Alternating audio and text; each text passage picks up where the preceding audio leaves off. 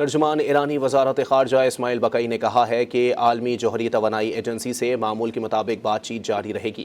ترجمان نے کہا کہ عالمی جوہری توانائی ایجنسی IAEA کے ساتھ اسلامی مشاورتی اسمبلی اور سپریم نیشنل سیکیورٹی کونسل کے فیصلوں کے مطابق رابطہ جاری رہے گا۔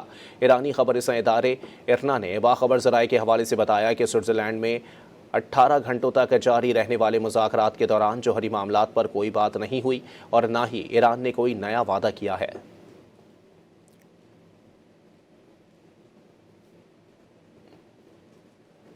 ترجمان ایرانی وزارت خارجہ اسماعیل بقائی نے کہا ہے کہ عالمی جوہری توانائی ایجنسی سے معمول کے مطابق بات چیت جاری رہے گی۔